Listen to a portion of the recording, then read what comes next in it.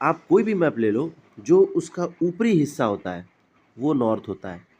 Map का हमेशा top portion है वो क्या होता है, नॉर्थ। तो एक डायरेक्शनल इन्फॉर्मेशन है, तो अगर ऊपरी हिस्सा नॉर्थ हुआ तो बॉटम वाला हिस्सा क्या हो जाएगा, साउथ हो जाएगा। राइट साइड वाला हिस्सा क्या हो जाएगा, ईस्ट। लेफ्ट साइड वाला क्या हो जाएगा, वेस्ट, है ना। जैसे मैं अगर एक चीज़ मान लीजिए, जैसे कि इसको मैं, जैसे ये इंडियन मैप है, मान लीजिए ये इंडियन मैप है। नहीं, ये क्या मैप बनाते हैं, मान लीजिए जैसे कुछ मैप है, तो उसका ऊपर वाला हिस्सा नॉर्थ हो जाएगा, बॉटम वाला साउथ, राइट साइड वाला ईस्ट, लेफ्ट वाला वेस्ट। ये एक जनरल थ्योरी है। क्या है ये, एक जनरल थ्योरी है। राइट जी, तो शशिकांत, रतिराम, चंदन जी, है ना। हाँ, ये आपको कहीं पर ऐसा लिखित में नहीं मिलेगा कि ये साउथ है ये नॉर्थ है, ये जनरल थ्योरी है, ठीक है। चलिए अभी मैप में आपको कई सारे सिंबल मिलेंगे। मैंने कहा अगर मैप में आपको ऐसा पेंटागन सिंबल मिलता है, ये देख रहे हैं ना, पेंटागन के जैसा, जैसे घर के जैसा, तो इसे हम VOR सिंबल कहते हैं। क्या कहते हैं चंदन, पतिराम जी? VOR का सिंबल, यानी यहाँ पे VOR स्टेशन है ना। जैसे मैप में अगर आपको ऐसा सिंबल मिला, ये देखिए कहाँ गया, हाँ, ये पेंटागन मिला ना आपको, ये देख पा रहे हैं पेंटागन सिंबल, यानी कि एक VOR स्टेशन है। क्या है ये, VOR स्टेशन। और हर VOR स्टेशन का जो है नाम होता है। तो ये जो नाम है आपका 3 कैपिटल लेटर में लिखा होता है। कितने, 3 कैपिटल लेटर में, राइट शशिकांत। जैसे यहाँ पे लिखा है ना BBB, इसको हम पढ़ते हैं ब्रेवो ब्रेवो ब्रेवो। क्या पढ़ते हैं, ब्रेवो ब्रेवो ब्रेवो। ऐसे लिखा है DPN, इसको हम पढ़ते हैं डेल्टा पापा नवंबर। लिखना DPN ही है, लेकिन पढ़ना क्या है, delta papa November. Mike Mike Victor, India India delta, इस तरीके से VOR का नाम दिया गया होता है। अगर आपको मैप में ऐसा पेंटागन मिलता है तो वो एक VOR स्टेशन है। तो यहाँ पे कई सारे VOR स्टेशन है। तो शशिकांत मुझे 3 VOR स्टेशन के नाम बताइए।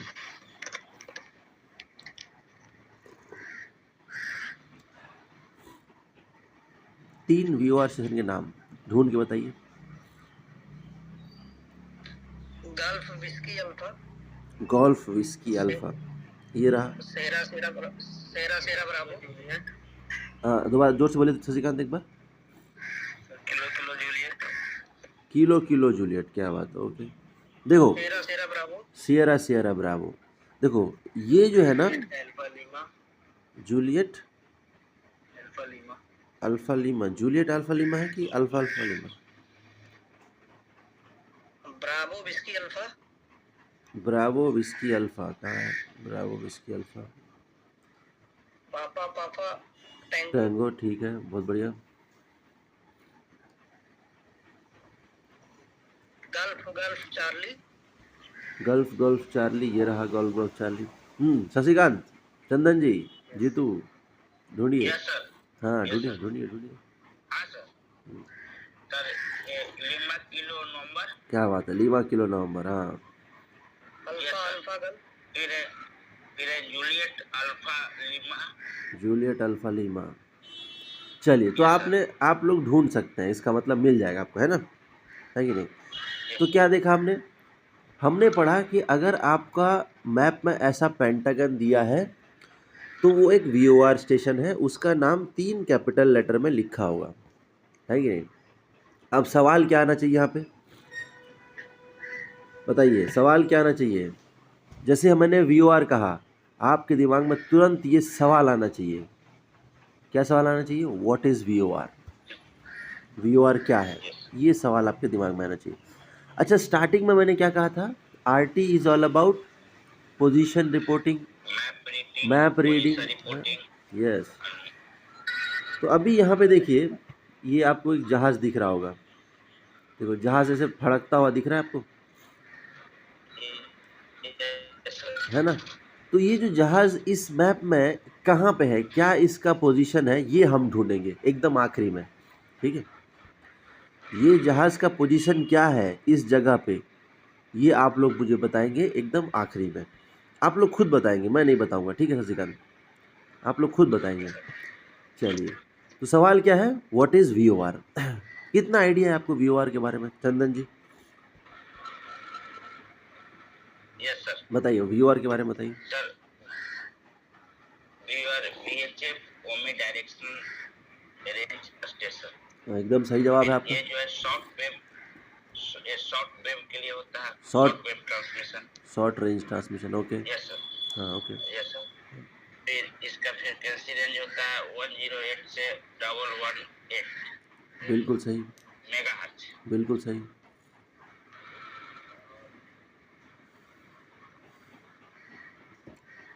चलिए समझते हैं। देखो, ज़्यादा हमको आंसर में बोलना नहीं है, पॉइंट इतना बोलना है कि बहुत हो, है ना। सबसे पहले VOR से मैं आगे बढ़ने से पहले मैं आपसे ये पूछना चाहूँगा, GPS के बारे में सुना है आप लोगों ने? क्या है? ग्लोबल पोजिशनिंग सिस्टम, है ना। ये क्या क्या करता है, हमको रास्ता दिखाने में मदद करता है, डायरेक्शन ढूंढने में मदद करता है। तो हम ये कह सकते हैं कि एक नैव ऐड है ना, नैव ऐड है। ऐड मतलब क्या होता है, मदद करता है ना। ऐड मतलब क्या हुआ, मदद करता है। तो ये एक तरह का नैव ऐड है। तो ये किस तरह का नैव ऐड है, ये कैसे बोल सकते हैं? ये है सैटेलाइट बेस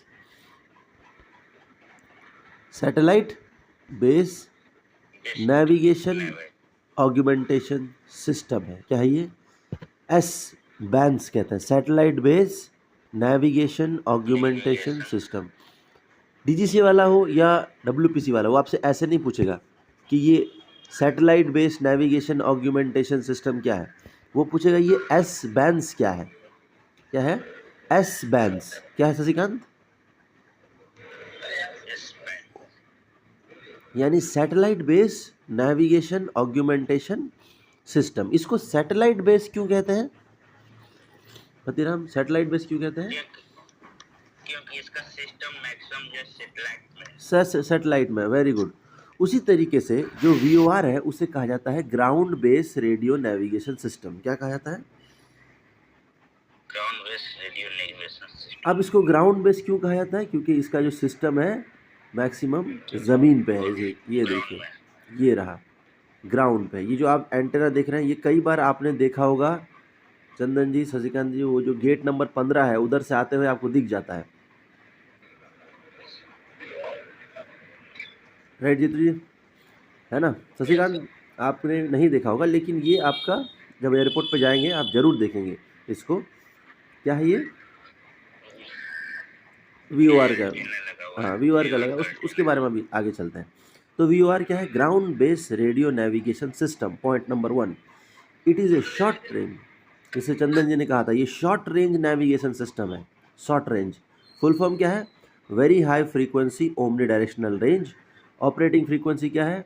ऑपरेटिंग फ्रीक्वेंसी है 108 से 118 मेगाहर्ट्ज। देखो बीच में कुछ लिखा हुआ है, इवन ऑड, देख रहे हैं आप?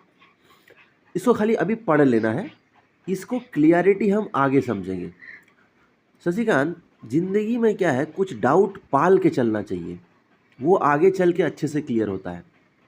अभी देखो इसमें क्या लिखा है, देखो VOR फ्रीक्वेंसी, बगल में एक ILS फ्रीक्वेंसी दिया है, देख रहे हो ना।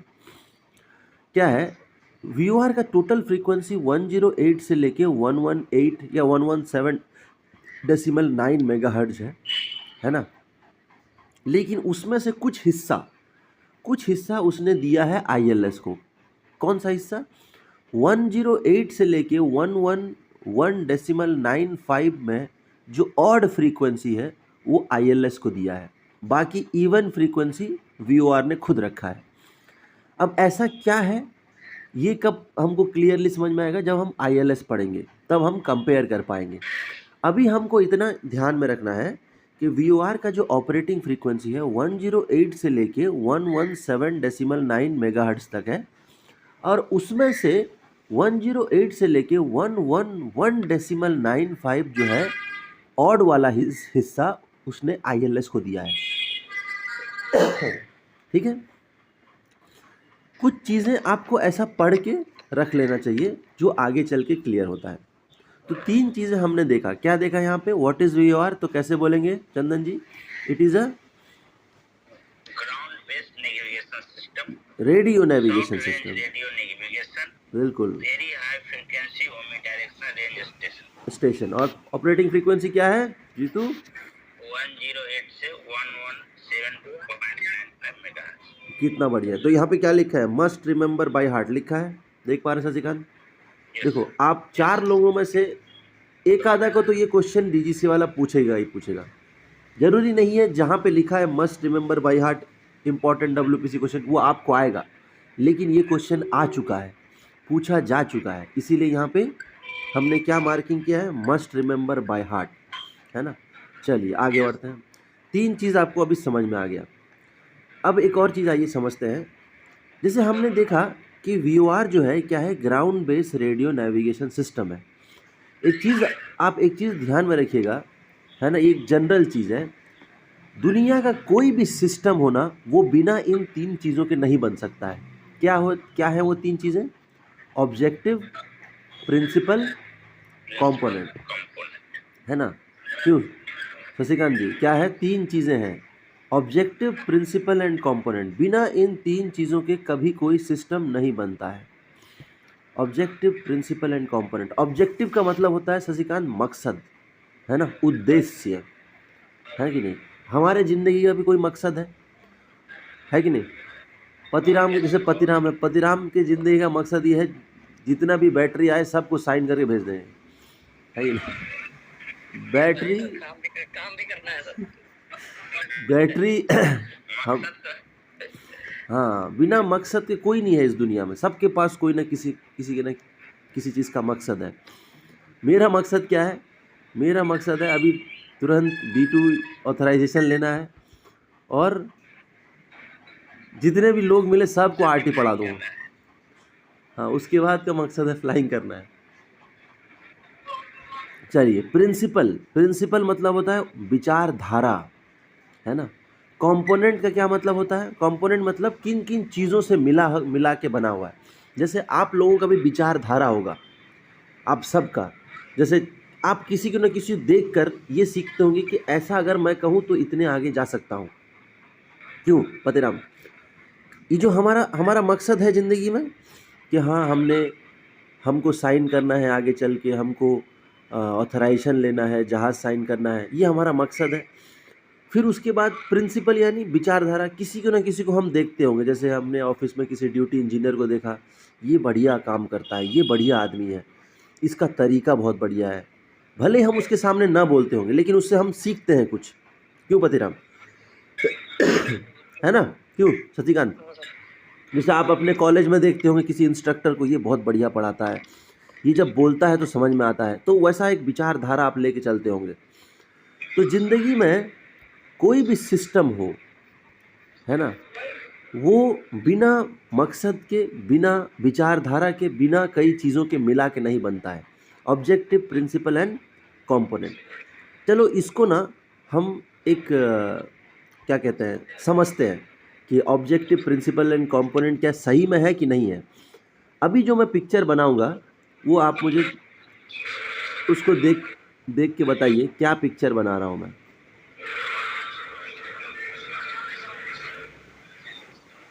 जीतू जी थोड़ा सा माइक म्यूट कर लीजिए, थोड़ा सा आपका बैकग्राउंड नॉइज़ आ रहा है। हाँ, जब आपको बोलना हो तो आप मतलब मुझे रोक दीजिए हैंड रेस करके, है ना। हमारा क्या है सिस्टम, जब तक समझ में ना आए हैंड नीचे नहीं होना चाहिए, ऐसा, ठीक है ना शशिकांत? चलिए, अभी मैं जो बना रहा हूँ ये मुझे देख के बताइए मैं क्या बना रहा हूँ, ठीक है शशिकांत? ये एक बड़ा ड्रम हो गया,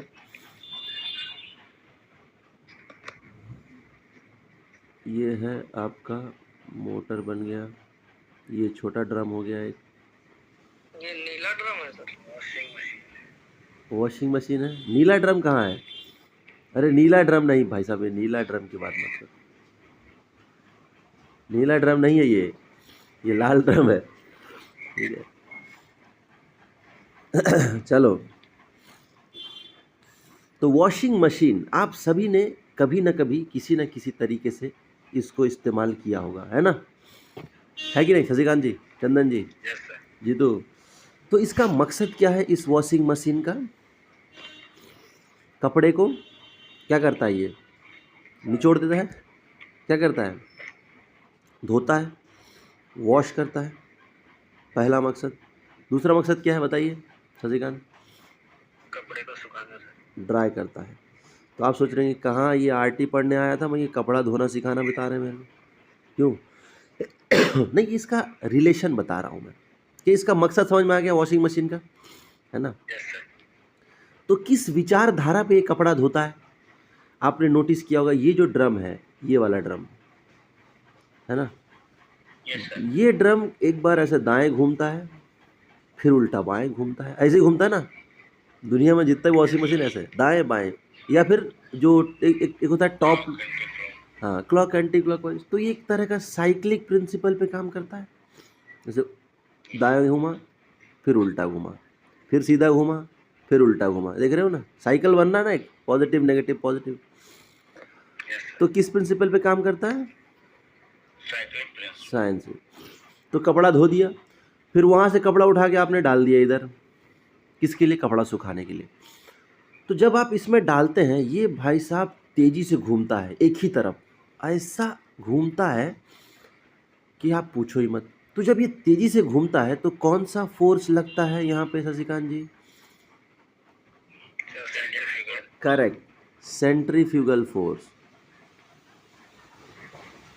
जब किसी चीज़ पे सेंट्रीफ्यूगल फोर्स लगता है तो वो चीज़ जो है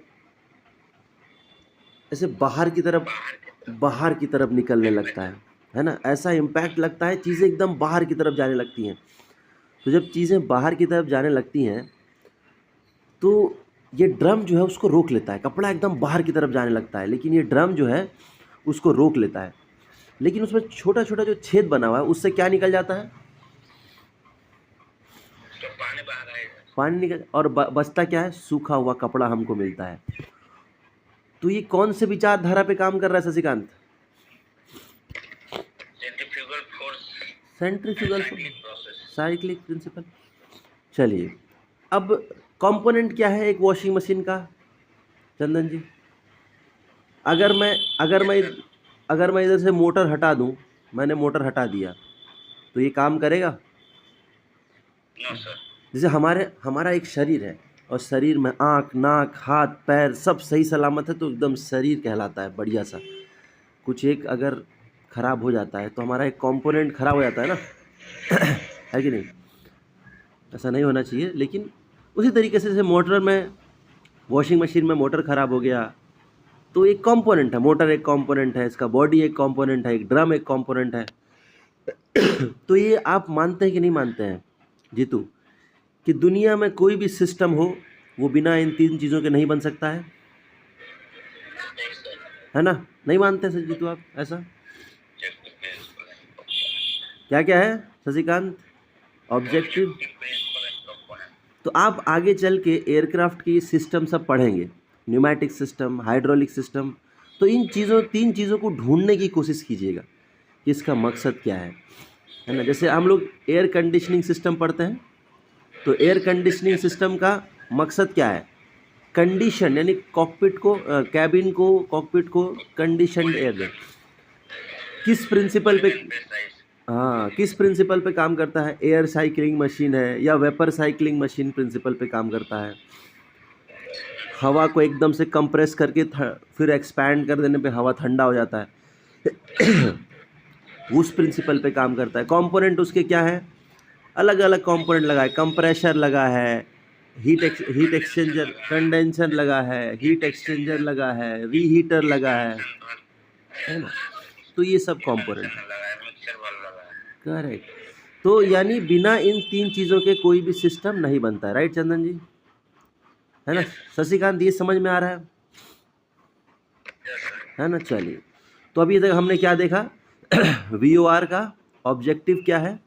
सॉरी, VOR क्या है? एक ground base radio navigation system है।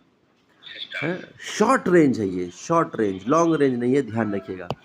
Short range radio navigation system है, फुल फॉर्म है very high frequency omni directional range.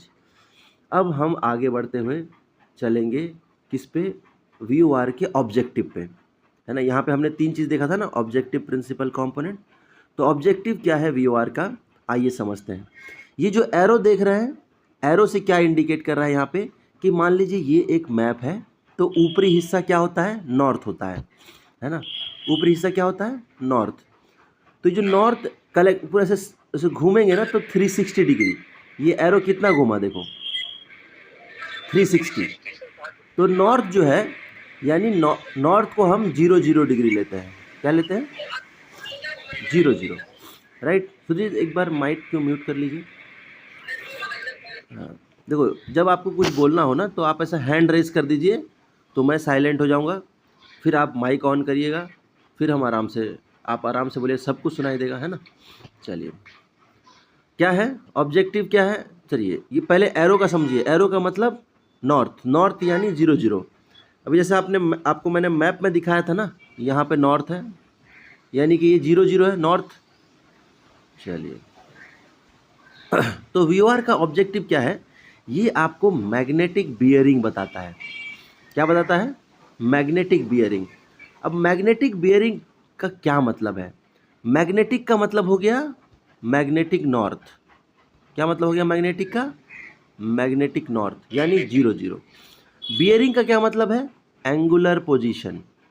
किसका एंगुलर पोजीशन, मैग्नेटिक बियरिंग बताता है। कौन बताता है, VOR। VOR हमको बताता है मैग्नेटिक बियरिंग। किसका, एयरक्राफ्ट का मैग्नेटिक बियरिंग। किसका शशिकांत, एयरक्राफ्ट का मैग्नेटिक बियरिंग। अब ये क्या है, आइए आगे जरा समझते हैं। तो ये देखो, ये VOR स्टेशन है, असली में ये ऊपर से ऐसा दिखता है, लेकिन मैप में कैसा दिखता है, ऐसा। जो VOR स्टेशन है मैप में कुछ ऐसा दिखता है। अब मान लीजिए ये आपका एयरक्राफ्ट है ना। अब मैं अगर पूछूं इसका मैग्नेटिक बियरिंग क्या है, तो कैसे बताएंगे। तो मैग्नेटिक का मतलब हो गया मैग्नेटिक नॉर्थ, बियरिंग का मतलब है एंगुलर पोजीशन, एंगल। तो क्या एक लाइन से हम कोई एंगल पता कर सकते हैं, अगर मैं खाली एक लाइन खींचूं, तो शशिकांत, प्रीतम, नहीं पता चलता है। कम से कम हमको 2 लाइन, करेक्ट, 2 इंटरसेक्टिंग लाइन चाहिए। चलिए, अब मैग्नेटिक बियरिंग का मतलब होता है एयरक्राफ्ट का एंगुलर पोजीशन। जैसे ही एयरक्राफ्ट का एंगुलर पोजीशन, यानी हमको एक तरफ एयरक्राफ्ट की तरफ लाइन खींच लेना है, ये रहा, एक लाइन खींच लिया हमने। किसका एंगुलर पोजीशन, एयरक्राफ्ट का एंगुलर पोजीशन। कहाँ से, VOR स्टेशन से। तो लाइन खींच लिया clockwise with respect to magnetic north. तो हमने फिर क्या किया, नॉर्थ से एक लाइन खींच लिया हमने, ये नॉर्थ हो गया आपका, है ना। ये क्या हो गया आपका, नॉर्थ। नॉर्थ यानी क्या है, 0 डिग्री। तो ये क्लॉकवाइज कितना एंगल बन रहा है, बताइए, 090, है ना। तो मैग्नेटिक बेरिंग कितना हो गया एयरक्राफ्ट डेल्टा का, 090। यानी हम ऐसा बोल सकते हैं, मैग्नेटिक बेरिंग मतलब एयरक्राफ्ट का एंगुलर पोजीशन, कहाँ से, with respect to VOR station. ये VOR स्टेशन है, क्लॉकवाइज फ्रॉम मैग्नेटिक नॉर्थ। तो अभी जो हमने पढ़ा, इसको यहाँ पे पढ़ के थोड़ा रिलेट करने की कोशिश करो। शशिकांत पढ़ो, क्या लिखा है यहाँ पे मैग्नेटिक बेरिंग का मतलब।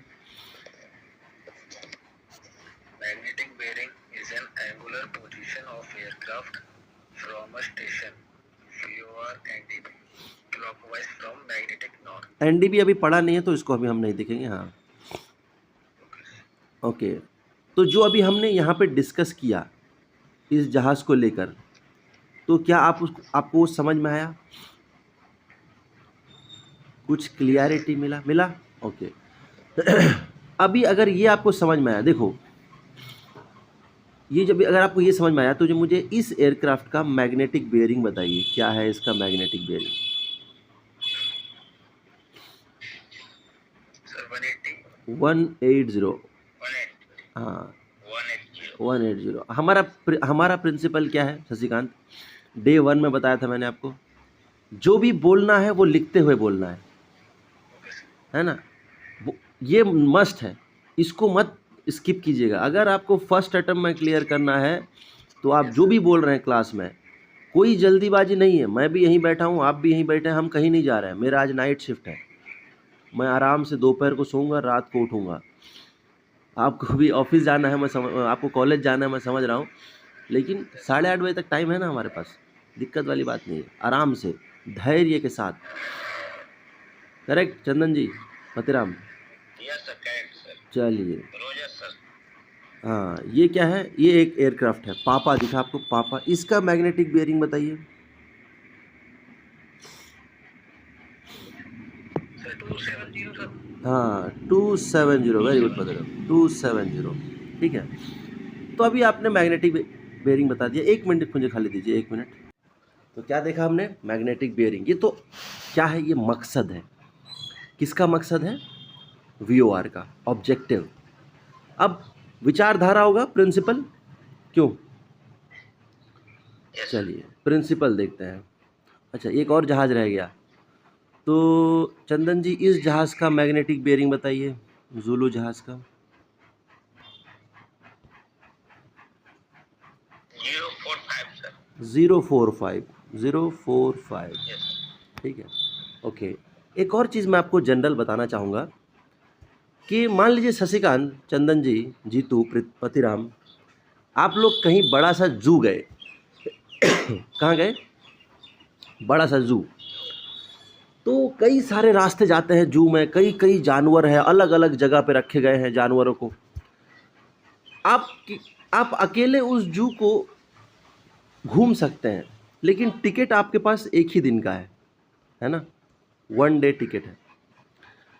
तो अगर आपको पूरा वो जू घूमना है, क्योंकि आपको रास्ते नहीं पता है किधर किधर से जाना है, तो सारे जानवर देख सकते हैं, तो आप क्या करेंगे? कोई गाइड हायर करेंगे, है ना शशिकांत?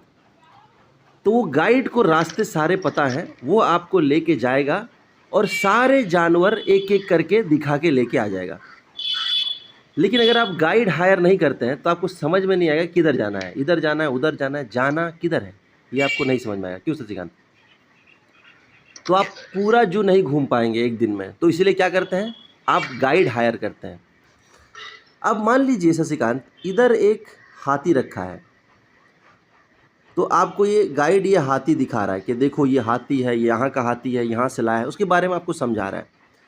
उसी के थोड़ा दाईं तरफ बंगाल टाइगर है। क्या है? बंगाल टाइगर। हाथी, ये गाइड आपको ये भी दिखाएगा, लेकिन जब उसका वक्त आएगा, है ना शशिकांत, जब आपको ये गाइड हाथी दिखा रहा है तो हाथी पे फोकस करना है।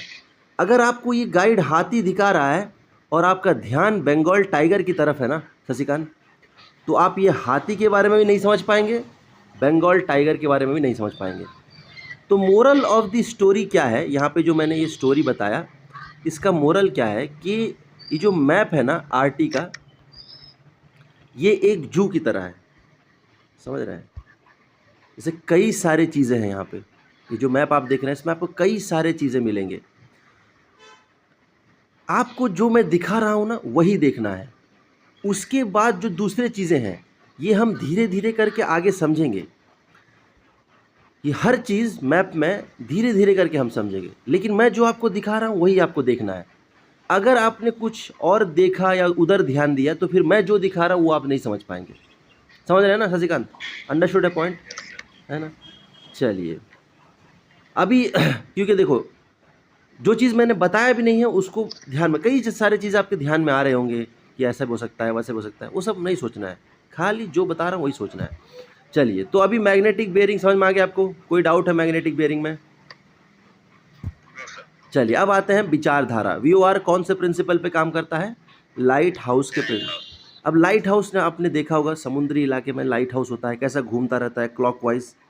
एक लाइट जो है, एक लाइट का बीम ऐसे पूरा एकदम क्लॉकवाइज घूमता रहता है। और पुराने ज़माने में जो नाविक होते थे ना, ये सेलर्स, जो समुंदर में ऐसा बोट चलाते थे, ये लाइट हाउस की मदद से अपना पोजीशन पता कर लेते थे कि ये हैं कहाँ पे, है ना, ये किस तरफ जाना है इनको, ये लोग पता कर लेते थे। उसी प्रिंसिपल पे VOR काम करता है। इम्पॉर्टेंट WPC क्वेश्चन है, कि कौन से प्रिंसिपल पे VOR काम करता है, लाइट हाउस के प्रिंसिपल पे काम करता है। अब इसका आइए कंपोनेंट देखते हैं। इसका मेजरली दो कंपोनेंट है। ग्राउंड में है VOR ट्रांसमीटर, एयरक्राफ्ट में लगा हुआ है VOR रिसीवर, है ना। VOR transmitter, VOR receiver. तो ट्रांसमीटर जो है ग्राउंड में लगा हुआ है। अब पहले ग्राउंड वाला ट्रांसमीटर के बारे में देखते हैं। अरे कहाँ चला गया, ओके सॉरी ओके, ये रहा VOR ट्रांसमीटर। कहाँ पे लगा हुआ है एयरक्राफ्ट में, ग्राउंड में। आप देखें बीच में एक एंटेना लगा है, इसे हम कहते हैं रेफरेंस एंटेना। एक ही लगा हुआ है रेफरेंस एंटेना। कितना है, ओमनी डायरेक्शनल एंटेना है। एक लगा हुआ है ओमनी डायरेक्शनल एंटेना। ये ट्रांसमीटर है, ग्राउंड में लगा है, इसको हम ऊपर से देख रहे हैं, टॉप व्यू है ये। बीच में एक रेफरेंस एंटेना लगा हुआ है। ये किस तरह का एंटेना है, ओमनी डायरेक्शनल, यानी ये अपना सिग्नल चारों तरफ भेजता है। कैसे, कुछ इस तरीके से। अरे आ क्यों नहीं रहा, ऐसे दिखा आपको कैसे भेजता है, ओमनी डायरेक्शनल। ये सिग्नल अपना इस तरीके से चारों तरफ भेजता है। ओके, तो ये हो गया आपका कौन सा एंटेना, रेफरेंस एंटेना। सिग्नल एक साथ चारों तरफ भेजेगा। तो चारों तरफ भेजेगा तो जितने भी एयरक्राफ्ट होंगे सबको रिसीव होगा एक साथ। जैसे यहाँ पे एयरक्राफ्ट है, एक अल्फ़ा मान लेते हैं, ये एक है ब्रेवो मान लेते हैं, ये एक है चार्ली, है ना। अब ये रेफरेंस एंटेना कैसे भेजता है सिग्नल, चारों तरफ ऐसे। तो सिग्नल जो है सबको रिसीव होगा। चलिए, उसके बाद यहाँ पे अगर आप देखें, ये सारे का सारा वेरिएबल एंटेना है। ये देख रहे हैं ना आप, ये सारे के सारे वेरिएबल एंटेना है। ये किस तरह के एंटेना है, यूनी डायरेक्शनल। यूनी डायरेक्शनल मतलब ये जिधर लगा हुआ है सिग्नल उधर ही भेजेगा। जैसे यहाँ पे देखिए, ये एंटेना एकदम नॉर्थ की तरफ लगा हुआ है, तो ये सिग्नल एकदम नॉर्थ की तरफ भेजेगा, फिर बंद हो जाएगा, है ना। उसी तरीके से जितना भी एंटेना लगा हुआ है, जैसे ये एंटेना सिग्नल नॉर्थ की तरफ भेजेगा, फिर क्या होगा, बंद हो जाएगा, फिर ये भेजेगा, फिर क्या होगा, बंद हो जाएगा, फिर ये भेजेगा, फिर बंद हो जाएगा। अभी देखते हैं कैसे काम करता है। 51 वेरिएबल एंटेना लगा हुआ है एंड कैसा है, यूनी डायरेक्शनल एंटेना है। अभी जैसे ये सिग्नल देखो, सबसे पहले रेफरेंस एंटेना का सिग्नल चारों तरफ गया, हर एयरक्राफ्ट को रिसीव होगा। फिर नॉर्थ से लेके यानी 0 डिग्री से लेके एंटेना ऐसा ट्रांसमिट करना शुरू करेगा। एक एंटेना ने ट्रांसमिट किया, बंद कर देगा, फिर दूसरा ट्रांसमिट करेगा, फिर वो बंद कर देगा, फिर तीसरा ट्रांसमिट करेगा, वो बंद कर देगा। इस तरीके से ऐसा सिग्नल घूमता रहता है। ऐसा लाइट हाउस घूमता है ना, वैसे सिग्नल ऐसा घूमता रहता है। करेक्ट, क्लियर है इतना। हाँ बोल, लाइट नहीं, सिग्नल घूमता रहेगा, सिग्नल। हाँ, जैसे एंटेना फिक्स रहेगा, एंटेना नहीं घूमेगा। देखो अभी से इस एंटेना ने सिग्नल भेजा, इस वाले ने, तो अभी फिर दूसरा वो बंद करेगा, दूसरा भेजेगा। ये देखिए, फिर वो बंद करेगा, दूसरा भेजेगा, इस तरीके से। जैसे लाइट हाउस में लाइट घूमता है ना, यहाँ पे वेरिएबल सिग्नल ऐसे ही घूमता है। अंडरस्टूड है चंदन जी? यस सर, सिग्नल के फॉर्म में वहाँ लाइट लगा हुआ है ना, वही तो करेक्ट। हाँ, जैसे लाइट हाउस में लाइट घूम रहा है, यहाँ पे रेडियो सिग्नल घूम रहा है, जिसको हम वेरिएबल सिग्नल कहते हैं। करेक्ट। चलिए, तो ग्राउंड में क्या क्या हो गया, रेफरेंस एंटेना जो सिग्नल को चारों तरफ भेजता है, वेरिएबल एंटेना। हाँ, अब आइए एयरक्राफ्ट में देखते हैं। एयरक्राफ्ट में जो वर्टिकल स्टेबलाइजर है ना, यहाँ पे उसके ऊपर ये देखिए लगा हुआ है VOR का एंटेना। ये कौन सा है, ये रिसीवर एंटेना है। ग्राउंड में क्या था, ट्रांसमिटिंग एंटेना था, ये रिसीविंग एंटेना है। यहाँ पे वर्टिकल स्टेबलाइजर में लगा है, देख पा रहे हैं। और यहाँ से वायर जाता है पूरा सिग्नल के लिए, कहाँ तक जाता है, यहाँ। करेक्ट, 80 व्यू में, यहाँ पे आ गया। इसे कहते हैं 80 व्यू। तो 80 व्यू में एक कंप्यूटर लगा हुआ है, कंप्यूटर का नाम है VOR रिसीवर। ये देख रहे हैं आप, है ना। इधर से दरवाज़ा खोल के अंदर चले जाएंगे तो इधर आपको मिल जाएगा।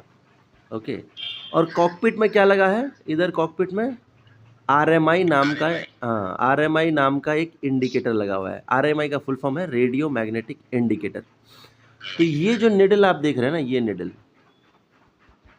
ये जो निडल, इसे हम VOR का निडल कहते हैं। ये निडल किधर घूम जाता है? जिधर आपका VOR स्टेशन है। ये आपका VOR स्टेशन है, तो जो निडल है इधर दिखा रहा है कि हाँ भाई ये आपका VOR स्टेशन है। लेकिन जो मैग्नेटिक बियरिंग है उल्टे तरफ दिखता है, यहाँ पे है ना, ऑपोजिट डायरेक्शन में। यहाँ पे आपको क्या दिखता है? Magnetic bearing. अब कैसे होता है आगे हम समझेंगे। तो कंपोनेंट हमने क्या क्या देखा शशिकांत? ग्राउंड में है VOR ट्रांसमीटर, जिसमें 2 अलग अलग एंटेना लगा हुआ है। कौन सा? Reference antenna, variable antenna. And aircraft में क्या लगा है? Receiving antenna. एक ही एंटेना लगा है, हाँ, VOR रिसीविंग एंटेना एक ही है। कहाँ लगा है? वर्टिकल स्टेबलाइजर में। वही एंटेना दोनों सिग्नल रिसीव करता है। ओके, एंड कंप्यूटर लगा हुआ है। कॉकपिट में क्या है? RMI लगा हुआ। चलिए, अब ये सिस्टम काम कैसे करता है आइए समझते हैं। वापस से यहाँ आ जाते हैं, है ना। तो सबसे पहले, समझने से पहले थोड़ा सा मैं आपको आइडिया देना चाहता हूँ। हर सिग्नल का ना एक फेज होता है। क्या होता है? हर सिग्नल का एक फेज होता है। कैसा होता है फेज? अब ये मान लीजिए एक सिग्नल ये रहा, है ना। अब इसका फेज बना रहा हूँ। ये एक पॉजिटिव फेज हो गया, ये एक नेगेटिव फेज हो गया, देख रहे हैं। अब इसे कितना कहते हैं? ये है आपका 360, यानी यहाँ से लेके यहाँ तक ये हो गया 90, फिर यहाँ से यहाँ तक ये 90, फिर यहाँ से यहाँ तक 90। तो ये कितना हो गया सिग्नल? इसका फेज हो गया 360। एक और सिग्नल बनाता हूँ, मान लीजिए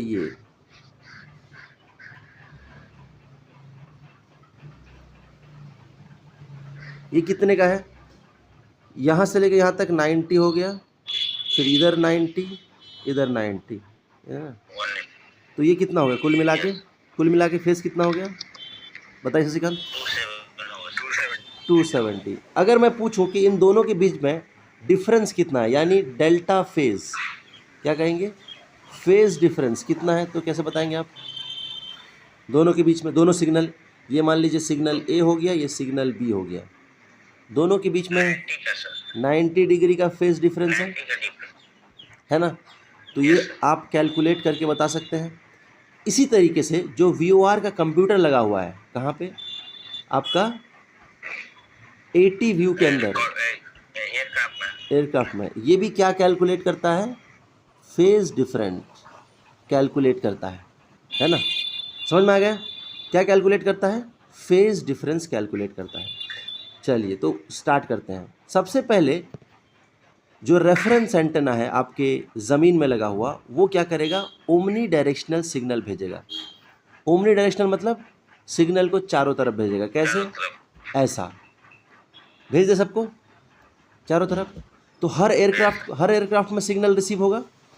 तो एयरक्राफ्ट में रिसीव हुआ, मान लीजिए ये कुछ इस तरीके का। सब में एक जैसा ही रिसीव होगा कि अलग अलग रिसीव होगा?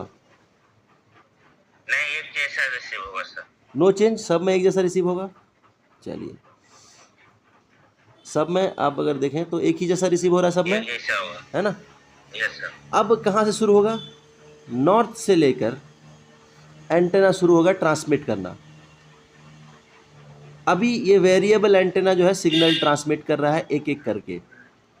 तो क्या यहाँ पे किसी एयरक्राफ्ट को वेरिएबल सिग्नल मिल रहा है? बताइए। जब मिले तो मुझे बताना, जब मिले तो किसी एयरक्राफ्ट को बताना। मिल रहा है अभी? मिल गया सर। मिल गया। हाँ, मिल गया सर। तो अब समझ, मान लीजिए ये जो सिग्नल है ये कुछ इस तरीके का सिग्नल है ना। ये वेरिएबल सिग्नल है और ये आपका रेफरेंस सिग्नल है। तो अभी जो सिग्नल रिसीव हुआ, ये दोनों ही सिग्नल एयरक्राफ्ट के वर्टिकल स्टेबलाइजर में लगा हुआ एंटेना में रिसीव हुआ। कौन सा? ये दोनों सिग्नल देख पा रहे हैं। अब ये जो सिग्नल है ये कहाँ जाएगा? एंटेना से होते हुए कहाँ तक जाएगा? कंप्यूटर जहाँ लगा है यहाँ तक जाएगा। Computer, yes sir. अब ये कंप्यूटर क्या करेगा, फेज डिफरेंस कैलकुलेट करेगा।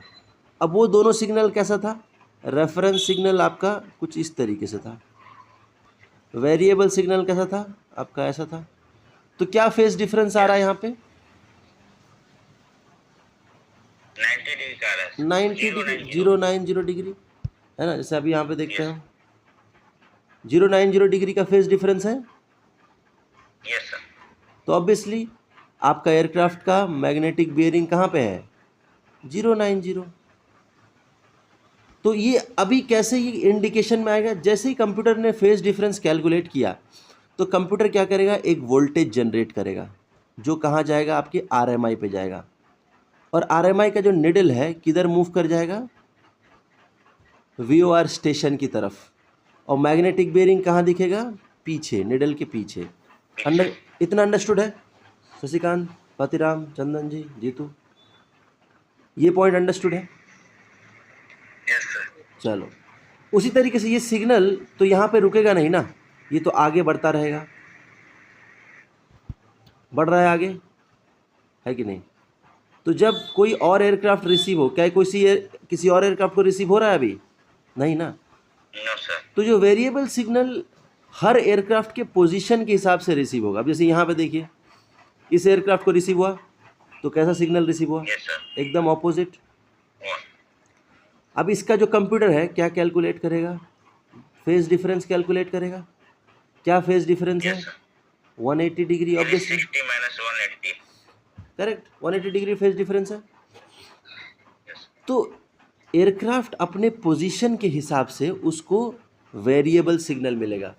तो reference signal and variable signal है कि नहीं। तो इन दोनों का फेज डिफरेंस कौन कैलकुलेट करता है, कौन रिसीवर। वीओआर रिसीवर कैलकुलेट करता है। कैलकुलेट करके इंडिकेशन कहाँ जाता है, आरएमआई के पास। आरएमआई का जो निडल है वो क्या करेगा, मूव कर जाएगा आपके वीओआर स्टेशन की तरफ, है ना। यस। और इंडिकेशन जो आपका मैग्नेटिक बियरिंग कहाँ दिखेगा, ऑपोजिट साइड में। इतना अंडरस्टूड है शशिकांत, पतिराम, चंदन जी, जीतू। Yes sir. चलिए अब आते हैं हम, अगर आपको ये समझ में आया तो मुझे इसका आंसर बताइए। यहाँ पे आपको एक वीओआर स्टेशन दिख रहा है, डेल्टा पापा नवंबर, और यहाँ पे एक एयरक्राफ्ट दिख रहा है। मान लीजिए शशिकांत ये जहाज़ आप उड़ा रहे हैं। अब मेरा सवाल है, इस जहाज़ का मैग्नेटिक बियरिंग क्या है। Yes sir. तो कैसे कैलकुलेट करेंगे मैग्नेटिक बियरिंग इस जहाज़ का, 225 होगा सर। 22 कैसे, 180 सर। 18। चलिए पतिराम ने कहा 180। शशिकांत आपका क्या कहना है, 180 प्लस 70 से कम। 270 से कम होना चाहिए। देखो मैग्नेटिक बेयरिंग का मतलब क्या हो गया, एंगुलर पोजीशन ऑफ, 5 होगा सर। एंगुलर पोजीशन ऑफ, बोल बोल सकते हैं। अभी रुक जाओ, पहले देखते हैं एंगुलर पोजीशन ऑफ एयरक्राफ्ट मतलब। इधर आप एक एंगल बता दिया हमने, लाइन खींच लिया, कहाँ से, नॉर्थ से लिया हमने, तो कितना एंगल बन रहा है लगभग, तो 270। 270 जीतू। अच्छा अगर मैं इधर एंगल बनाऊं, ये बन रहा है 270 का। देखो ये लाइन देख रहे हैं ना, ये 270 है, ये थोड़ा नीचे है जहाज 270 से। नीचे से ना। हाँ तो लगभग कितना हो, आएगा सर। कितना पतिराम, 0 से नीचे 180 सर। तो फिर यहाँ पे अगर कोई एयरक्राफ्ट है इस तरफ, तो ये 180 होगा ना पतिराम। तो ये सर 260 आ जाएगा। चलिए पतिराम के हिसाब से ले लेते हैं। शशिकांत 260 के आसपास होगा शशिकांत। Yes sir. चलिए मान लेते हैं ये 260। देखो हम क्या है, इंसान है, करेक्ट, हम जो है इंसान है। हमने क्या किया, अभी जो हमने मैग्नेटिक बेयरिंग बताया ये हाइपोथेटिकल लिया, अंदाजे से लिया ना हमने, शशिकांत, पतिराम, जीतू, चंदन जी। अब इंस्ट्रूमेंट एकदम सही सही बताएगा, करेक्ट। आइए जरा हम देखते हैं आरएमआई कितना दिखा रहा है। ये आरएमआई है ना, कितना दिखा रहा है ये देखते हैं। आरएमआई का निडल दिखा रहा है ना कि वीओआर स्टेशन इस तरफ है, इधर दिखा रहा है। Yes sir. तो मैग्नेटिक बेयरिंग कहाँ दिखेगा, ये दिख रहा है। चलो ये जो लिखा है 24 का मतलब है 240। 40 ये हो गया, ये लाइन हो गया कौन सा 250। 250 नहीं नहीं, माई अपोलॉजी, 245 है वो, 245 है। ये है आपका 250। ये हो जाएगा 50 होगा ना। हाँ 255 ये 255 है। ये आपका है 260 का, ये आपका है 265, ये आपका क्या है 270, राइट। 270 तो अभी हमारा मैग्नेटिक बेरिंग किससे मैच हो रहा है देखिए, 255 255। समझ में आया शशिकांत, पतिराम? आपने 260 बोला, देखो हम क्या ले रहे हैं, हाइपोथेटिकल ले रहे हैं ना, हम तो इंस्ट्रूमेंट नहीं है ना, है ना। चलिए 255 है, मान रहे हैं आप लोग, शशिकांत, चंदन जी। अभी आप जाएंगे ना कॉकपिट में बैठेंगे तो ये चीज़ देखिएगा, आरएमआई होगा तो देखिएगा। देखो ये जो आरएमआई है ये पुराना है, अभी के ज़माने में कैसा दिखता है आरएमआई, वो दिखाऊंगा मैं। चलो, तो अभी अगर आपसे कोई पूछे व्हाट इज़ वीओआर, तो आप सिंपल 4 लाइन में क्या बताएंगे, it is a ground based radio navigation system, it is a short range navigation system, full form is very high frequency omni directional range.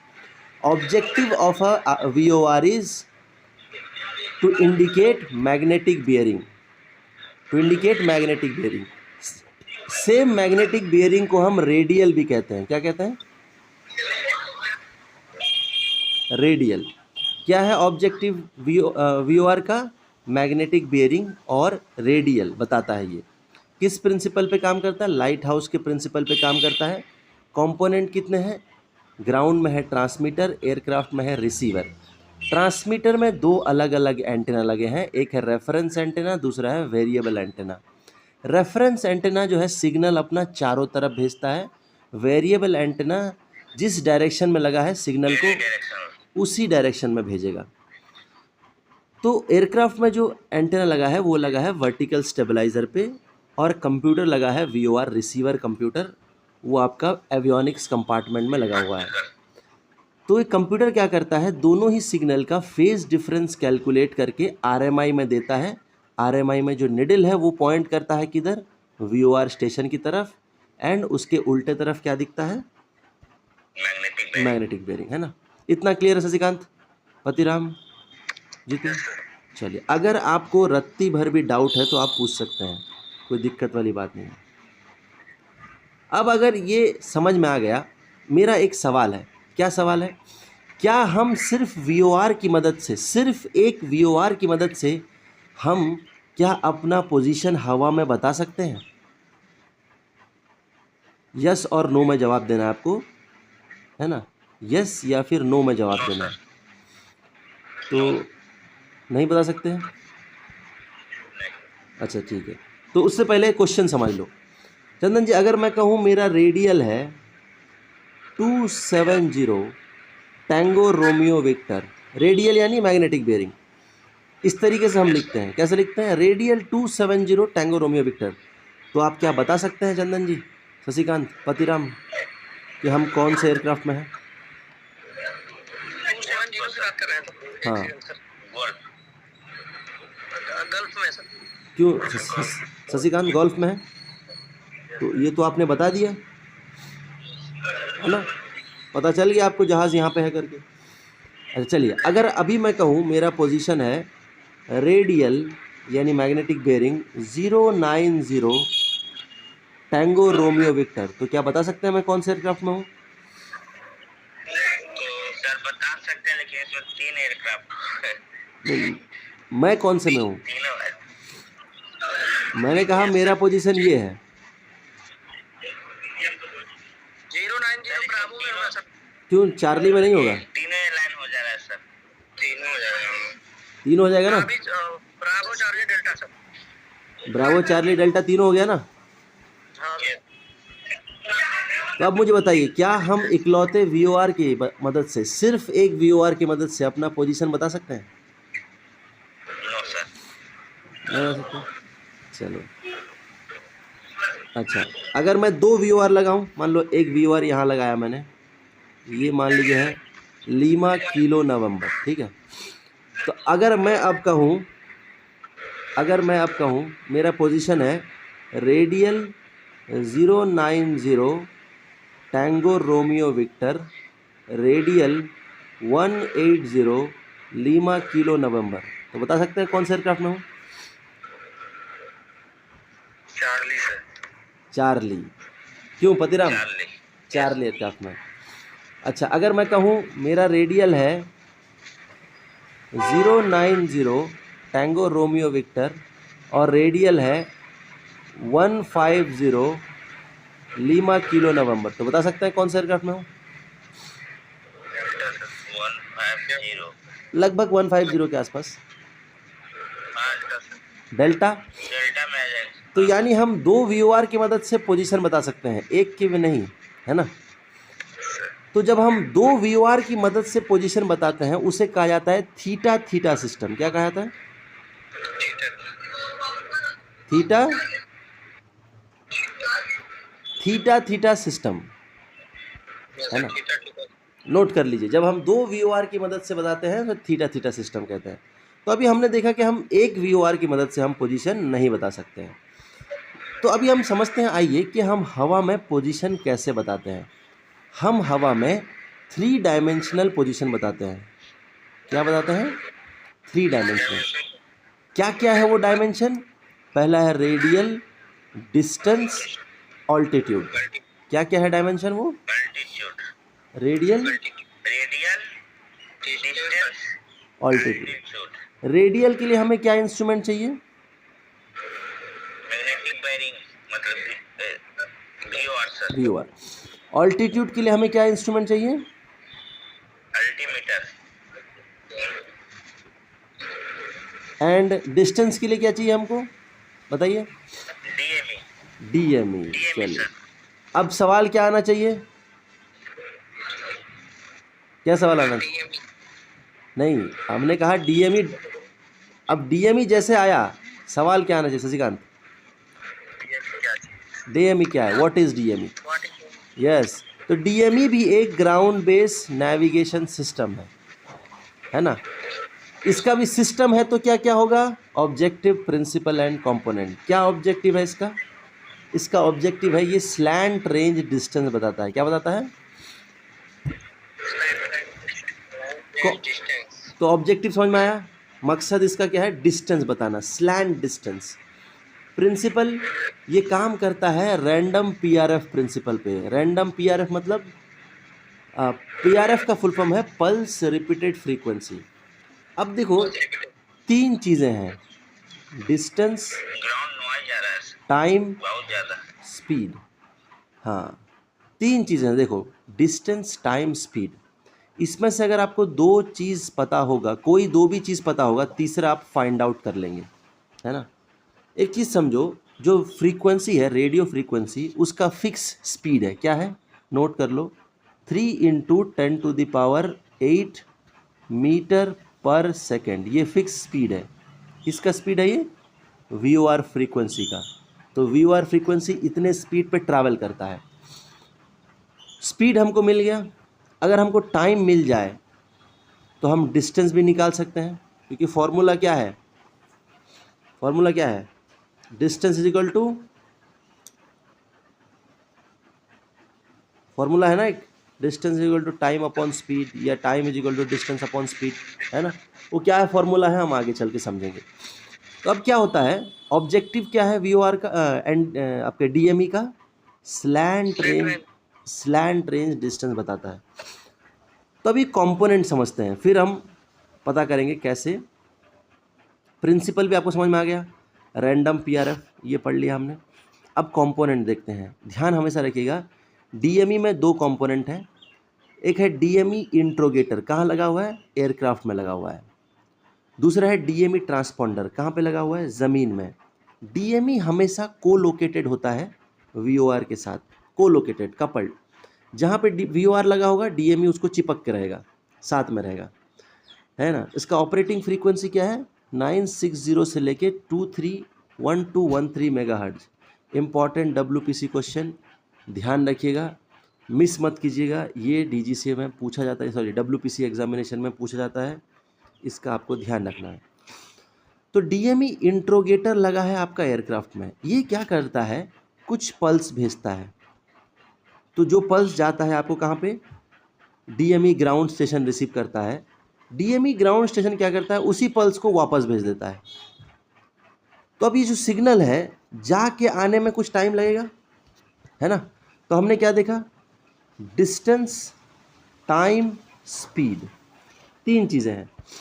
Speed जो है, रेडियो फ्रीक्वेंसी का speed क्या है, 3 × 10⁸ मीटर पर second, ये फिक्स है। Speed मिल गया। और जो सिग्नल आपने रैंडम पल्स रिपीटेड फ्रीक्वेंसी जो आपने भेजा, वो जाके आने में कितना टाइम लगता है। मान लीजिए जाके आने में टाइम लगा आपका 200 सेकेंड, कितना लगा, 200 माइक्रो सेकेंड, ठीक है। तो मान लेते हैं 200 माइक्रो सेकेंड में हमको मिला डिस्टेंस 100 नॉटिकल माइल। कितना मिला, यानी कि हम 100 नॉटिकल माइल दूर है। अब आगे बढ़ने लगे। अब क्या हो रहा है, हमारा जो सिग्नल जाके आने में लग रहा है, मान लीजिए 100 माइक्रो सेकेंड, कितना लग रहा है। तो डिस्टेंस कितना हुआ हमारे जहाज का, क्या हुआ हमारे जहाज सिग्नल डिस्टेंस, 50 हो जाएगा, 50 हो जाएगा, है ना, 50 नॉटिकल माइल। तो समझ में आ रहा है रिलेशन। एक सेकेंड ना, हमने क्या देखा, डिस्टेंस टाइम स्पीड। इसका भी क्वेश्चन पूछता है डब्ल्यूपीसी में कि डिस्टेंस टाइम स्पीड का क्या रिलेशन है।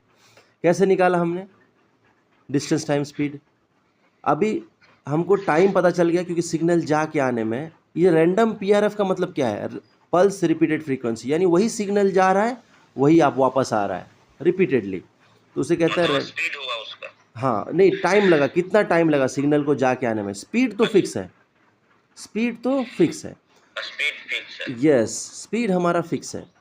हमको टाइम कितना फ़र्क आ रहा है उससे हमने पता किया कि कितना डिस्टेंस है, टाइम रहेगा तो हम लोग डिस्टेंस निकाल सकते हैं। स्पीड हमारा 3 × 10⁸ मीटर पर सेकेंड। टाइम कितना लग रहा है सिग्नल को जाके आने में, 200 माइक्रो सेकेंड लगा तो अच्छा 100 नॉटिकल माइल है। अब 100 माइक्रो सेकेंड लग रहा है तो यानी 50 नॉटिकल माइल है। तो कैसे डिस्टेंस कैलकुलेट कर रहा है ये पता चल गया आपको शशिकांत पतिराम, है ना, क्लियर है। चलिए क्या क्या है, ऑब्जेक्टिव क्या है, डीएमई का ऑब्जेक्टिव है स्लैंट रेंज डिस्टेंस बताना। कौन से प्रिंसिपल पे काम करता है, रैंडम पीआरएफ। क्या फ्रीक्वेंसी है, 960 मेगाहर्ट्ज से लेके 1213। कंपोनेंट्स क्या क्या है, डीएमई इंट्रोगेटर लगा है एयरक्राफ्ट में, ज़मीन पे क्या लगा है, डीएमई ट्रांसपॉन्डर। एयरक्राफ्ट जो क्या है, क्या करता है, डीएमई इंट्रोगेशन सिग्नल भेजता है ज़मीन की तरफ, वो उसको टकरा के वापस आता है ना, और टाइम डिफरेंस से पता कर लेता है कि क्या डिस्टेंस है। अब डिस्टेंस कहाँ पे शो होता है, ये आपका देखिए डीएमई का एंटेना है, ये देख रहे हैं आप, सॉरी माय अपोलॉजी, ये डीएमई का कंप्यूटर है। कहाँ लगा है, वही 80 व्यू में, वीओआर के बगल में लगा है, देख रहे हैं आप, को लोकेटेड। और यहाँ देखिए ये रहा आपका डीएमई का एंटेना, एयरक्राफ्ट के बैली में नीचे लगा होता है, दो लगा है, लैंडिंग गियर के, नोज लैंडिंग गियर के आगे, नोज लैंडिंग गियर के पीछे। ये आपने कई बार देखा होगा, हो सकता है आपके सर्वर पे भी लगा होगा, कभी कभी लगा है कभी चंदन एकदम बच के। एयरबस में तो ऊपर होते हैं ना, नहीं लगता है ना। हाँ एयरबस में थोड़ा हाइट ज़्यादा है तो फिर भी लग जाता है, एटीएम में लग सकता है। तो ऐसा दिखता है, राइट शशिकांत। कंप्यूटर कहाँ पे है, एवियोनिक्स कंपार्टमेंट, वही यहाँ पे, किसके बगल में है, वीओआर एक कंप्यूटर के बगल में है। एंड इंडिकेशन कहाँ दिख रहा है, देखिए ये देख रहे हैं कितना दिखा रहा है, 16.9 nautical mile, NM nautical mile. देखो यहाँ पे दो दिखा रहा है, डीएमई 1 और डीएमई 2। ये दो क्यों दिखा रहा है आइए समझते हैं। ये मान लेते हैं ये डीएमई है, ये वीओआर है कहाँ का, दिल्ली का, डेल्टा पापा नवंबर। अब ये मान लीजिए इधर एक वीओआर है, ये क्या है, जयपुर, जूलियट पापा। आपका जहाज़ मान लेते हैं जा रहा है कहाँ, दिल्ली की तरफ जा रहा है। आपका अल्टरनेट एरोड्रोम कौन सा है? जयपुर। तो आपने, क्योंकि आप दिल्ली की तरफ जा रहे हैं, तो आपने क्या किया है, दिल्ली का VOR फ्रीक्वेंसी सेट किया है ना। तो इसीलिए DME 1 में क्या दिखा रहा है, आपका डिस्टेंस दिल्ली से कितना है, वो दिखा रहा है 16.7। आपने अल्टरनेट मान लीजिए जयपुर का सेट किया है, तो इसलिए कितना दिखा रहा है, जयपुर से आप 127 नॉटिकल माइल है। समझे आप? क्यों पतिराम चंदन जी? यस सर, है ना। चलिए, yes, DME डिस्टेंस का अल्टरनेट एयरपोर्ट का दिखा रहा है। 2 में आपने अल्टरनेट रखा हुआ, तो अल्टरनेट का दिखा रहा है। तो कहाँ दिखा रहा है डिस्टेंस? ये अगली बार जहाज में जाएंगे ना, ये DDRMI कहते हैं इसको, DDRMI, digital distance radio magnetic indicator. ये डिस्टेंस लिखा है, डिस्टेंट नहीं है, ये गलत लिखा हुआ, ठीक है, डिस्टेंस है ये। डिजिटल, हाँ, डिस्टेंस ये गलत लिखा है। DDRMI, digital distance radio magnetic indicator. तो ये देख पा रहे हैं कैसे दिखा रहा है DME में डिस्टेंस, और ये आपका VOR का निडल है, ये देख रहे हैं ना, ये आपका VOR का निडल है। तो अभी मॉडर्न एयरक्राफ्ट में कैसे दिखता है, DME डिस्टेंस यहाँ दिखता है, देखो, है ना। देखो, और बताइए सर। हाँ हाँ हाँ, ठीक ठीक है सर, ठीक है ना, और ये आपका VOR का पॉइंटर है, राइट, पिछला डायरेक्शन वाला।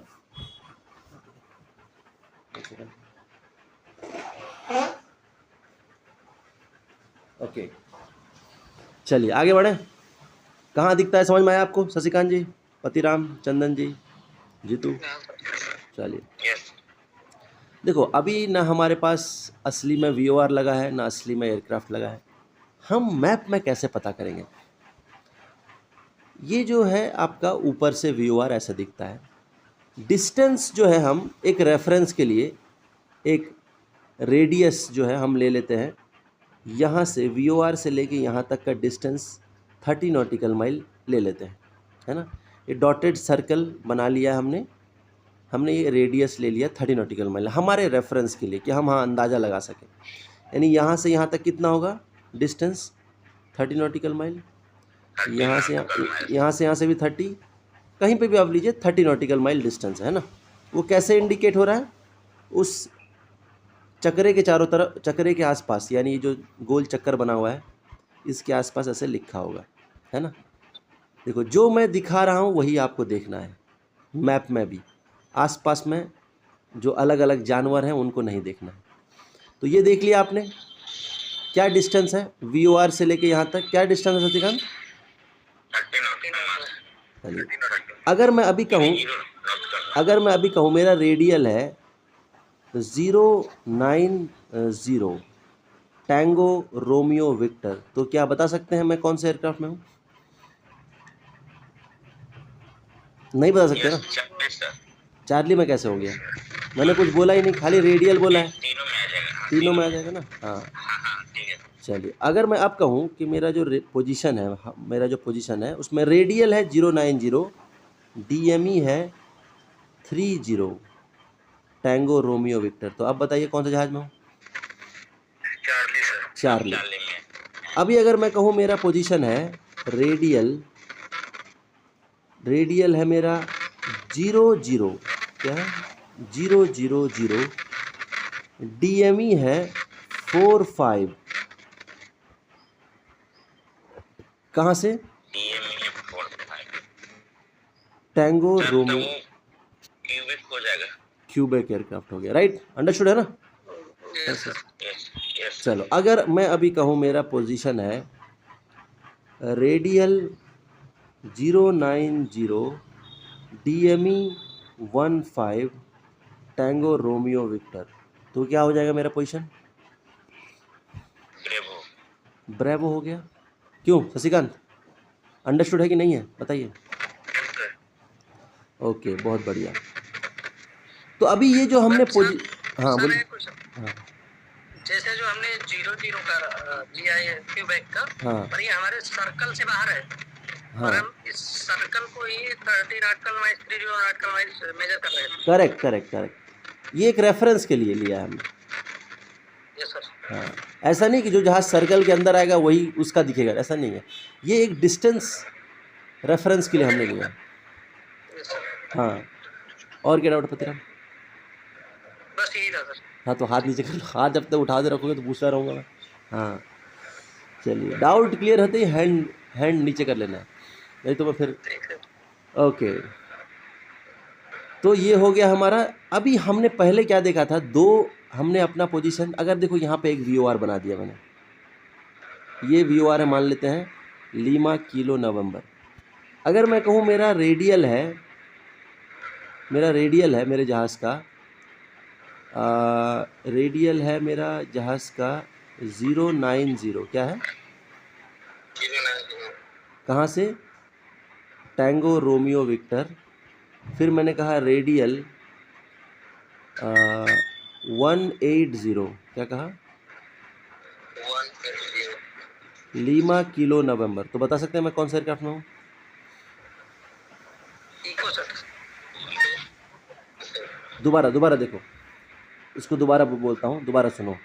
मेरा रेडियल है 090 टैंगो रोमियो विक्टर, मेरा रेडियल है 180 लीमा किलो नवंबर। तो कौन से जहाज में हूँ मैं? Sir delta. डेल्टा। तो ये जो पोजीशन बताया हमने, डेल्टा होगा। यस। ये जो पोजीशन बताया हमने किसकी मदद से बताया? दो वीओआर की मदद से। तो पोजीशन वीओआर की मदद से बताते हैं तो उसे क्या कहते हैं? थीटा थीटा सिस्टम कहते हैं। अभी यहाँ पे देखो, यहाँ जो पोजीशन हमने बताया ये एक वीओआर की मदद से प्लस एक डीएमई की मदद से, तो इसे कहते हैं रो थीटा सिस्टम। क्या कहते हैं?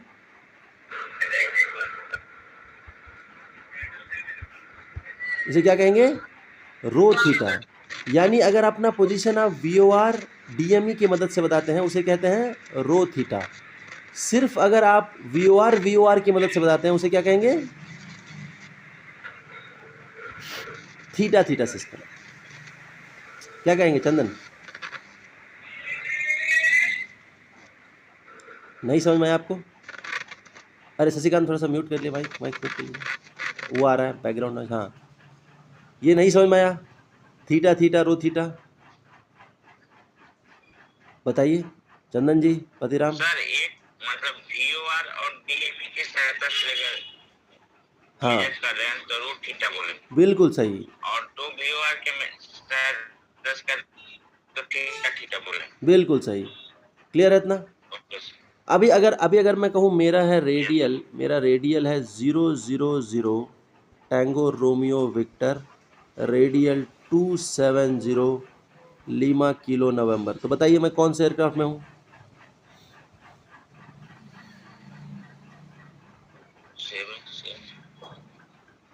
270। हाँ, 270 है। फॉक्सट्रॉट पे। पतिराम ध्यान से प्यार से देखो, पतिराम उसको थोड़ा। सर क्यूबैक। पतिराम देखो क्या कहा मैंने, सॉरी सर, हाँ 00 है ठीक। क्यूबेक होगा सर। क्यूबैक होगा। Quebec sir. क्योंकि रेडियल 00 कहाँ हो गया? इधर हो गया टैंगो रोमियो विक्टर से। हाँ सर। रेडियल 270 हो गया, यहाँ आ गया ना, समझे आप? तो हमने ये दो वीओआर की मदद से हमने अपना पोजीशन फिक्स कर लिया एक। तो इसे क्या कहेंगे, क्या सिस्टम कहेंगे? इसको थीटा थीटा बोलेंगे। इसको थीटा थीटा सिस्टम बोलेंगे सर। Theta theta system. अगर मैं वही क्यूबेक का जो पोजीशन है मैं अगर ऐसे बताऊं कि radial 000 DME 45 tango Romeo victor, तो फिर 45। हाँ,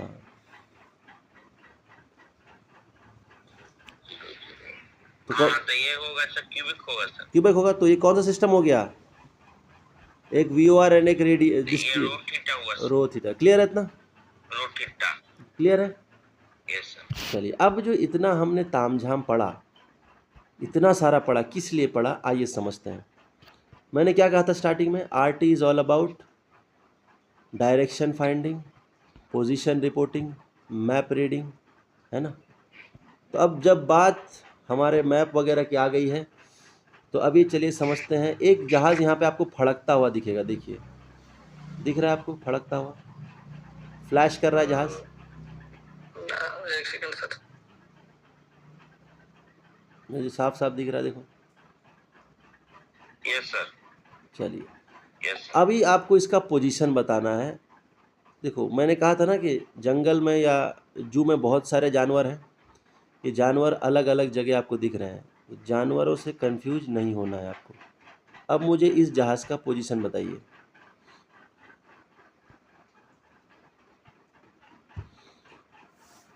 यस सर। हाँ, रेडियल 1270 सर। रेडियल 270 और डीएमई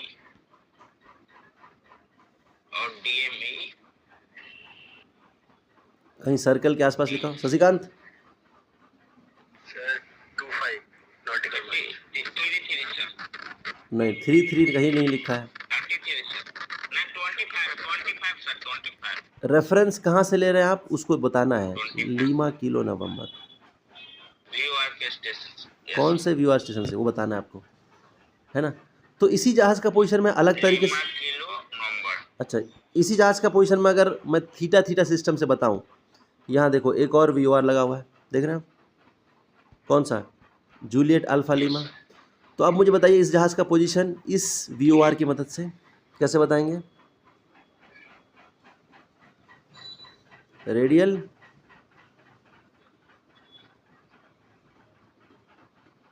पतिराम, चंदन, शशिकांत, देखो ये दो दो व्यूअर है। रेडियल सर हो जाएगा। हाँ, ये 180। ये दिख नहीं रहा सर क्यों से? दिख नहीं रहा, क्या बात कर, थोड़ा इधर कर लेता हूँ। हाँ, बताइए।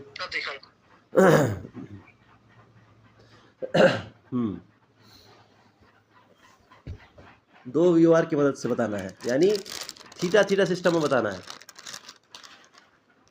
Yes sir. तो रेडियल हो जाएगा इसका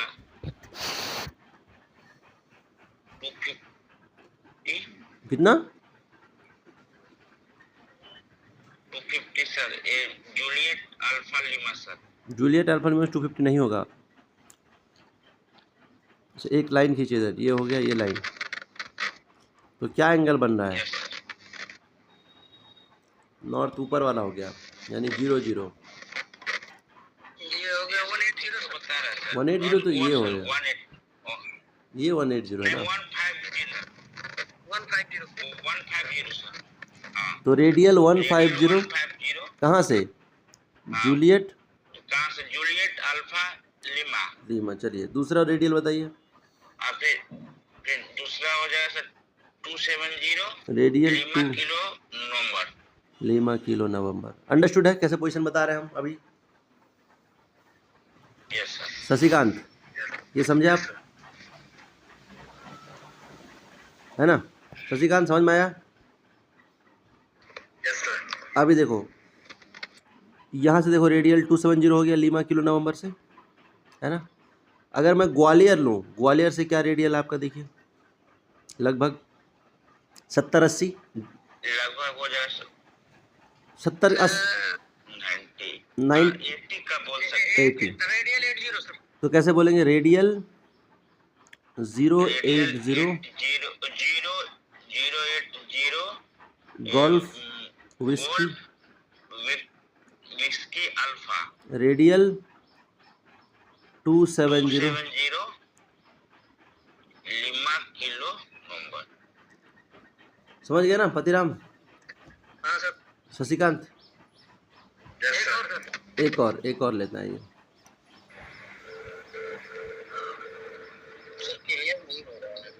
क्लियर नहीं हो रहा जीतू? नहीं सर। कोई नहीं, अभी आएंगे। देखिए एक और एयरक्राफ्ट देखिए यहाँ पे है, ये दिखा आपको जहाज, देख पा रहे हैं? Yes sir. नहीं दिख रहा सर। अरे ये रहा ना। हाँ दिख गया सर। हाँ, सर अब दिखा सर। इसका पोजीशन बताइए। इसका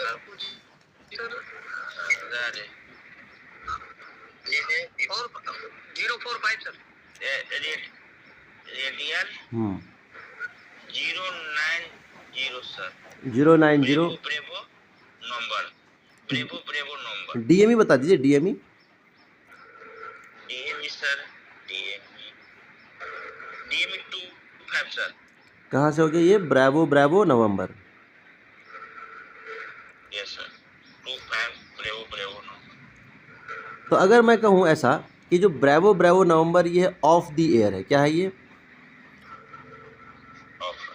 इसको RT में क्या मतलब खराब हो गया, ब्रावो नवंबर काम नहीं कर रहा है, अनसर्विसेबल है, तो उसे RT में क्या कहते हैं? ऑफ द एयर, क्या कहते हैं? तो अब आप पोजीशन बताइए कहीं और से। यस सर पापा टैंगो से सर बताइए। पापा टैंगो से बिल्कुल शशिकांत, कुछ नहीं बोल रहे आप। सुजीत, सॉरी जीतू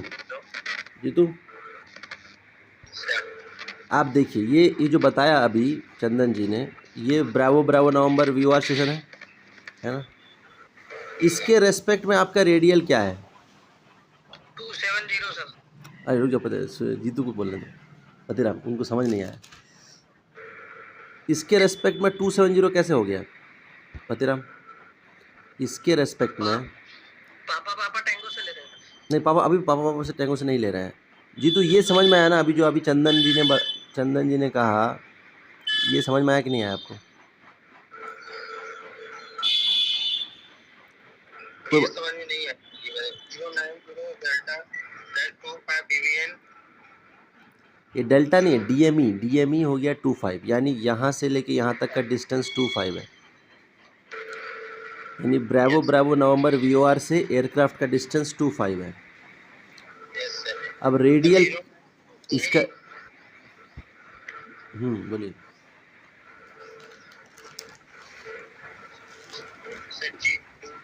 रोमियो 090 लिखने ऊपर से है सर ये क्या बोल रहे हैं? 090 सर ऊपर से है ना दिल्ली से। दिल्ली कहाँ है? दिल्ली तो है ही नहीं यहाँ पे। ये नहीं, इसको क्यों देख रहे हो? वही मैंने तो वही तो बोला आपको, जो मैं दिखा रहा हूँ वही देखो, जो मैं दिखाया नहीं क्यों देख रहे हैं? अभी इस एयरक्राफ्ट का पोजीशन हम कैसे बता रहे हैं? इसका रेडियल क्या है? मैग्नेटिक बेयरिंग, पहले एक लाइन खींच लेंगे, डेल्टा ब्रावो नवंबर से खींच लिया हमने लाइन, फिर नॉर्थ ले लेंगे, ये नॉर्थ है, नॉर्थ यानी 00, तो क्लॉकवाइज हो गया 90 डिग्री, तो इसका रेडियल 90 डिग्री हो गया। डेल्टा ब्रावो नंबर नहीं दिख रहा है। अरे ये तो रहा ना ब्रावो नवंबर। नहीं आप डेल्टा ब्रावो नहीं डीएमई वो है जो डी है डीएमई का डिस्टेंस है वो। ये जो आप D देख रहे हैं, D का मतलब होता है DME, ये R का मतलब होता है रेडियल। हम मुझे सुनाई दिया था सर डेल्टा ब्रावो नंबर, मैं वो ढूंढ रहा हूं। नहीं तो यहाँ से इसका रेडियल हो गया 090, और डिस्टेंस देखिए कि जो सर्कल बना है, डॉटेड सर्कल देख रहे हैं ना आप, ये जो सर्कल बना है, ये सर्कल का ये जो दिख रहा है, ये डॉटेड सर्कल बना है, इसका डिस्टेंस कितना है ब्रावो नवंबर से? यहाँ लिखा है 25 नॉटिकल माइल, 25 नॉटिकल माइल। तो वही चीज़ हमने बोला कि रेडियल 090, DME 25, राइट जीतू? अगर मैं कहूँ कि जो ब्रावो नवंबर खराब है, यानी ये ऑफ द एयर है, क्या है? तो आप कहीं पापा टैंगो से अपना पोजीशन ले सकते हैं? तो कैसे लेंगे बताइए? रेडियल कितना होगा पापा टैंगो से? 260 होगा। 260, ओके। DME और डीएमई 35 नॉटिकल माइल सर। यहाँ से यहाँ तक हो गया 30, यहाँ से यहाँ तक हो गया 30, करेक्ट? Yes sir. फिर और आधा लेंगे, हो गया 60, करेक्ट? और लेंगे, हो गया कितना? यहाँ से यहाँ तक 3 हिस्सा देखिए ना, यहाँ से यहाँ तक 30, 30, 30, लगभग 90 DME। कहाँ से? पापा पापा टेंगो। जहाँ से रेफरेंस ले रहे हैं वो बताना पड़ता है आपको। अंडरस्टूड? सर ये जो वेब पॉइंट से आप ये मतलब ये डिस्टेंस फिक्स है कि इतना ही होगा 30? बिल्कुल इतना ही होगा। देखो ये वे पॉइंट आपने कल पढ़ा था ना, यस सर। तो ये वे पॉइंट से डिस्टेंस कितना? 64। अभी यहाँ पे मैं इसकी बात नहीं कर रहा हूँ क्योंकि वो टॉपिक नहीं है ना। तो फिर जिन्होंने, ठीक है, टॉपिक है डिस्टेंस का बात कर रहा हूं। हाँ डिस्टेंस ये फिक्स है, इतना ही डिस्टेंस डिस्टेंस का बात कर रहा फिक्स है इतना।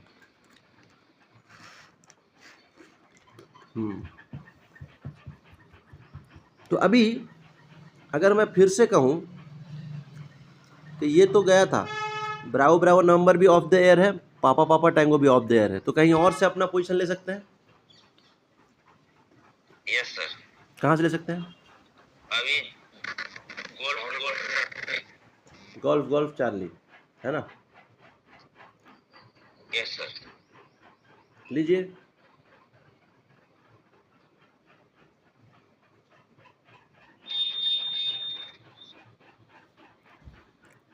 बताइए पोजीशन कैसे बताएंगे?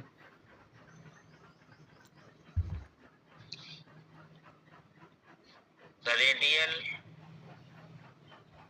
315, रेडियल 315, ओके। देन डिस्टेंस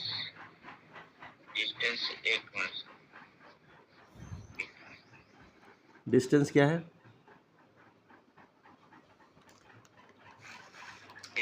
इसका तो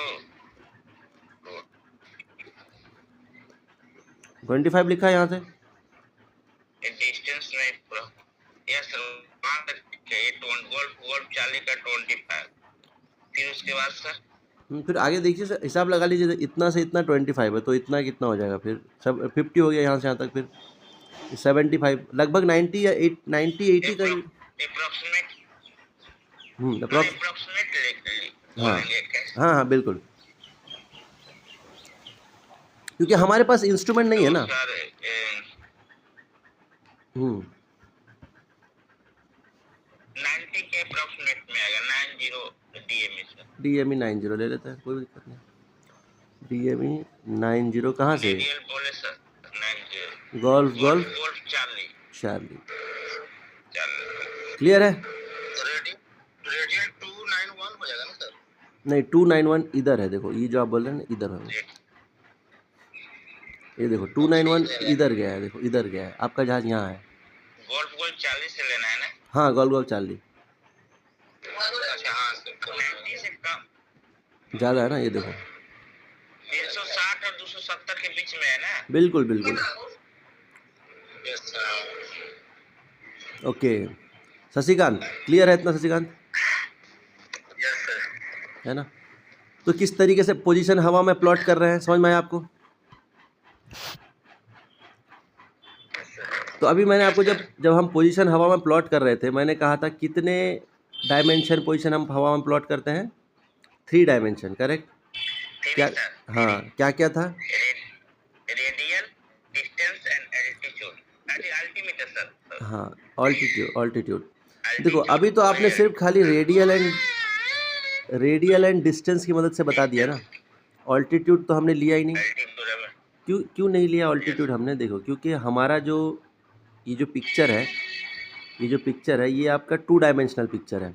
यहाँ पे अगर मैं एक और एयरक्राफ्ट बना देता हूँ, ये चार्ली के ऊपर मान लीजिए बना दिया, ये चार्ली के ऊपर एक और एयरक्राफ्ट बना दिया, तो अगर मैं कहूँ, ये जो रेड एयरक्राफ्ट देख रहे हैं ना, सी एयरक्राफ्ट के ऊपर है, अगर मैं कहूँ मेरा रेडियल 270 है, DME मेरा 30 है, तो आप नहीं बता पाओगे कि ये रेड वाला एयरक्राफ्ट है कि वो सी वाला एयरक्राफ्ट है। यहाँ पे हमको क्या करना पड़ेगा? फ़्लाइट लेवल ऐड करना पड़ेगा। मान लीजिए वो रेड वाला एयरक्राफ्ट जो है 40,000 फीट पे है, तो हम बोलेंगे फ़्लाइट लेवल 400, तो आप समझ जाएंगे कि ये रेड वाला एयरक्राफ्ट है ना? अंडरस्टूड है ये gentleman? Yes sir. Shashikant clear है ना? 3 डायमेंशन।